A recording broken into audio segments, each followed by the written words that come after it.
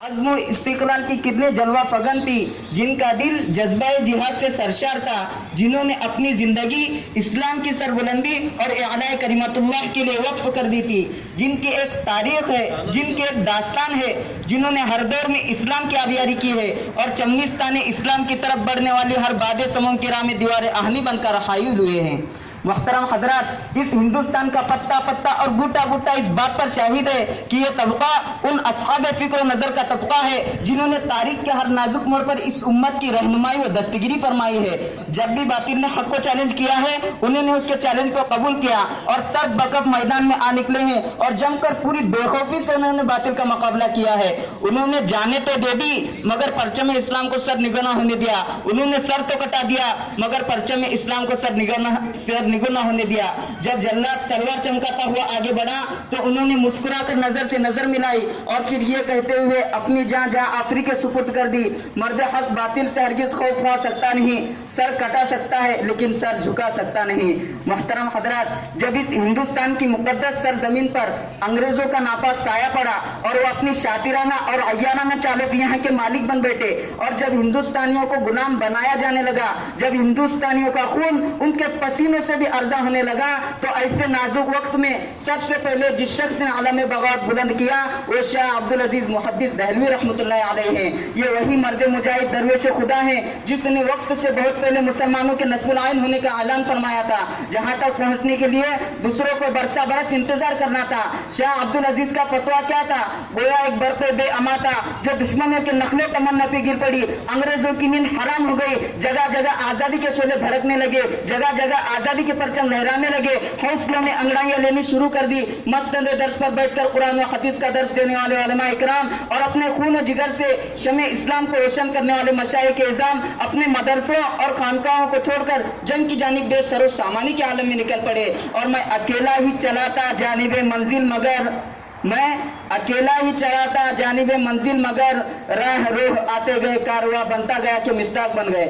हजरात, ये कारवा तवील मसाफत तय करते हुए किस तरह मंजिल मकसूद तक पहुंचा, ये एक लंबी दास्तान है। इसमें उमंगे भी है, महरूमियां भी है, अज़्म अमल का जोश व खरोश और जुनून शौक के आशिफ्ता सिरी और गर्दिश दौरा की कजरई भी है। इस तवील मसाफत को तय करते हुए उनके पांव मुसलसल लहू लुहान होते रहे, हजारों लाखों का उजूद गुबार राह बनकर उड़ गया। कभी जबर तशद्दुद की खारदार जारियों ने उनके दामन को तार कर किया तो कभी वहशत और बर्बरियत के पहाड़ उनकी राह में हाइल हो गए, मगर इस बज़्म में जुनून के दीवाने हादिसात और मसाइब से टकराते हुए मंजिल मकसूद की जानिब बढ़ते हैं। रास्ते के कुर्बत और दूरी से बेफिक्र, तमानियत क़ल्ब व जिगर से मुस्तगना, परेशानी अफकार और एहसासात से बेनियाज, खतरात और वसाउस की गिरफ्त से बेपरवाह मंजिल मकसूद की तलाश में कभी अरब व तुर्की के नाहों को नापते हैं तो कभी रूस व अफगान की बादियां पैमाई करते हैं, तो कभी अदालत की कोठरियों में क़याम करते हैं, तो कभी अदालत के खटेरे में खड़े होकर नगमा आजादी सुनाते हैं, तो कभी फांसी के फंदों को चूम कर मंजिल का निशाना पूछते हैं कि शायद गोलियों की सनसनाहटी मंजिल का पता बता सके।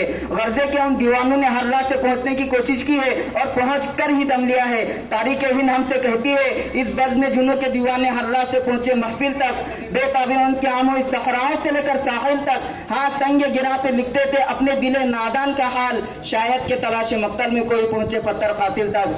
हजरात, वाक़या आजादी ये है कि अगर इस 1857 ईस्वी की जंग आजादी में उलमा इकराम हिस्सा न लेते तो ये हिंदुस्तान कभी भी आजाद न होता। अगर ये सराखिल आजादी न चलती तो तहरीक बालाकोट न चलती, तहरीक रेशमुलुमा न चलती, हिंदुस्तान छोड़ो तहरीक न चलती और अम्बाला साजिश केस न बनता।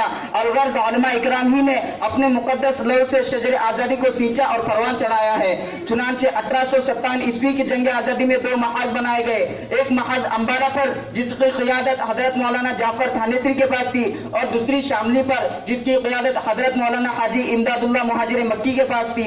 और इस 1857 ईस्वी की जंग आजादी में बड़े बड़े उलमा व सुलहा शहीद हुए। इसी जंग में मौलाना कासिम नानतवी जख्मी हुए, इसी जंग में हजरत मौलाना रशीद अहमद गंगोई जख्मी हुए और इसी जंग में हाफिज जामिन रहमतुल्लाह अलैह शहीद हुए। और इस जंग में तकरीबन 2 लाख मुसलमान शहीद हुए जिसमें 51,500 उलमा इकराम थे और दिल्ली में तो सिर्फ 500 उलमा को तख्ता-ए-दार पर लटका दिया गया। जब वसाइल के किल्लत और अपनों की गद्दारी की वजह से फरंगियों का गलबा हुआ तो वायसराय बरतानिया ने अपनी हिंदुस्तानी मुशीरों से राय तलब की कि बताओ हिंदुस्तान पर तुम्हारी हुकूमत कैसे कायम रह सकती है। कि हिंदुस्तान के सबसे ज्यादा सियासतदान डॉक्टर वलीम यूअर जो रिपोर्ट पेश करता है उसमें लिखता है कि हिंदुस्तान में सबसे ज्यादा बेदार मुसलमान है और जंग आजादी सिर्फ मुसलमानों ही ने लड़ी है, और जब तक मुसलमानों में जज्बा जिहाद मौजूद है उस वक्त तक हम उन पर हुकूमत नहीं कर सकते।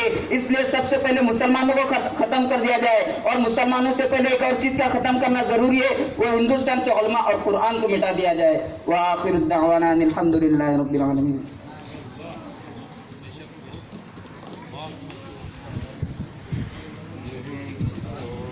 Terima kasih.